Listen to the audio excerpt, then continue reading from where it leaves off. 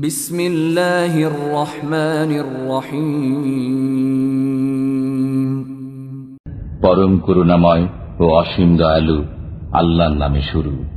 ذلك بأن الله نزل الكتاب بالحق وإن الذين اختلفوا في الكتاب لفي شقاق بعيد।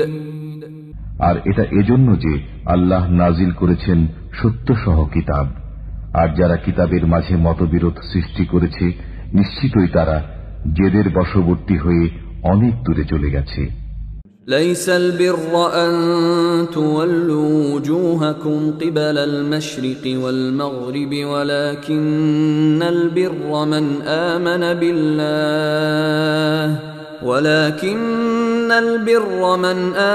بالله واليوم الآخر والملائكة والكتاب والنبيين وآتى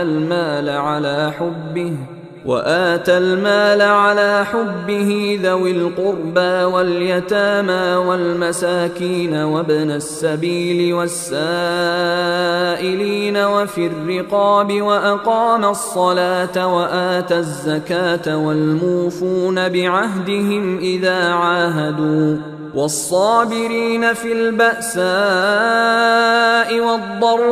والضراء وحين البأس أولئك الذين صدقوا وأولئك هم المتقون।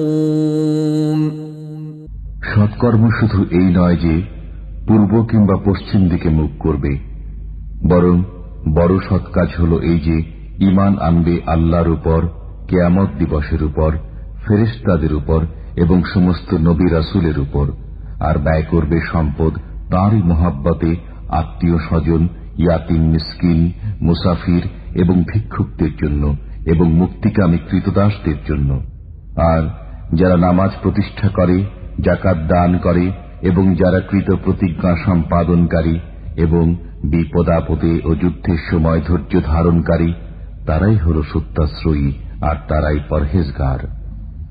يا أيها الذين آمنوا كتب عليكم القصاص في القتلى الحر بالحر والعبد بالعبد والأنثى بالأنثى فمن عفي له من أخيه شيء فاتباع بالمعروف وأداء إليه بإحسان ذلك تخفيف من ربكم ورحمة فمن اعتدى بعد ذلك فله عذاب أليم।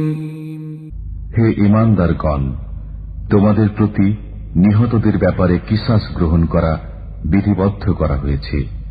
স্বাধীন ব্যক্তি স্বাধীন ব্যক্তির বদলায়, দাস দাসের বদলায় এবং নারী নারীর বদলায়। অতঃপর তার ভাইয়ের তরফ থেকে যদি কাউকে কিছুটা মাফ করে দেওয়া হয় তবে প্রচলিত নিয়মের অনুসরণ করবে এবং ভালোভাবে তাকে তা প্রদান করতে হবে। এটা তোমাদের পালনকর্তার তরফ থেকে সহজ এবং বিশেষ অনুগ্রহ। এরপরও যে ব্যক্তি বাড়াবাড়ি করে তার জন্য রয়েছে বেদনাদায়ক আযাব।